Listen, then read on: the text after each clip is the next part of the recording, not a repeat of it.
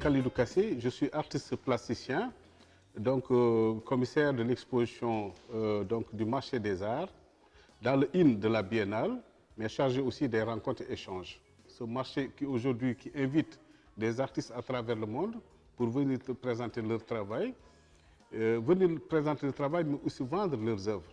Parce que quand on dit marché, on dit vente forcément.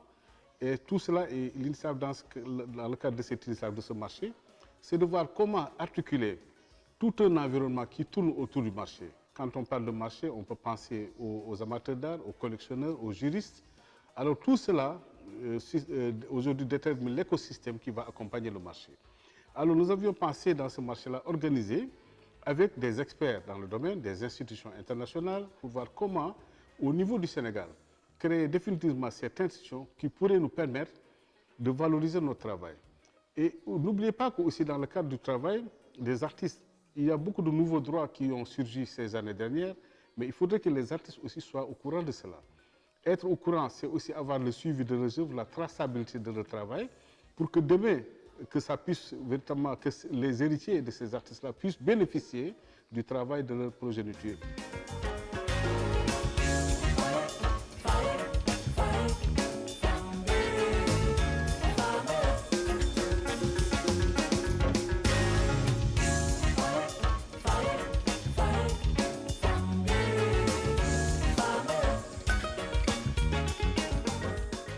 Il est important aujourd'hui de dire que ce marché qui aujourd'hui rentre dans le cadre des échanges, c'est-à-dire des rencontres et échanges de la Biennale de Dakar, qui me semblait important de le mettre dans ce cadre-là parce qu'il y a les rencontres scientifiques, il y a aujourd'hui cette rencontre qui rappelle les rencontres et échanges, mais où les acteurs eux-mêmes vont discuter, échanger pour stabiliser quelque chose qui va être pour la postérité. Nous avons un environnement juridique international parce que les droits des artistes aujourd'hui sont suivis partout. Moi, je suis membre de l'ADGAP, donc qui suit mes droits à travers le monde.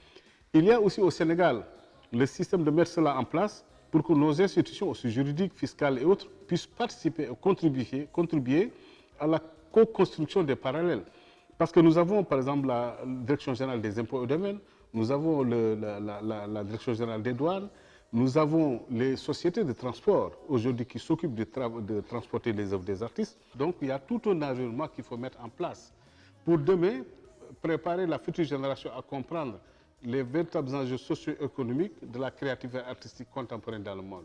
Parce que quand on parle de créativité contemporaine, on parle aussi de management, on parle d'autres secteurs qui aujourd'hui devraient nous permettre de préparer ces jeunes à véritablement prendre leur destin en main.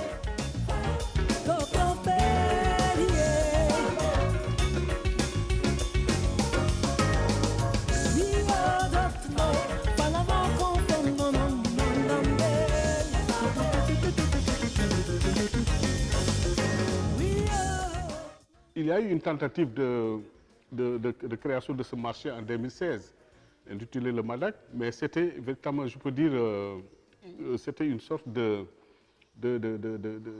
test, je peux dire sur le plan local, pour voir qu'est-ce que ça peut donner. Mais entre-temps, je me suis dit qu'il faudrait penser davantage sur d'abord l'environnement qui aujourd'hui accompagne ce marché-là.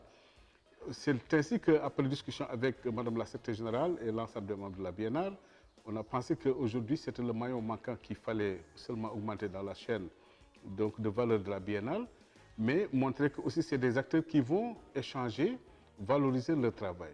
Parce qu'effectivement, il fallait maintenant revenir, mais avec effectivement un projet beaucoup plus structuré, et puis un projet structurant qui, aujourd'hui, dans les années à venir, va véritablement servir l'ensemble des acteurs qui sont dans le secteur. Il faut rappeler aussi qu'il y a les amateurs, mais les collectionneurs d'art, les marchands d'art.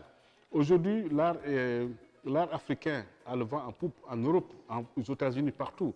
Quand vous allez dans les grandes ventes aux enchères, souvent il y a de belles œuvres qui sont vendues, mais qui viennent d'Afrique. Maintenant, il faut dire comment nous aussi être dans ce circuit pour que demain qu'on puisse être présent dans ces grandes foires au niveau international pour véritablement défendre nos propres droits, alors que autant que les autres ne le font pas à notre place.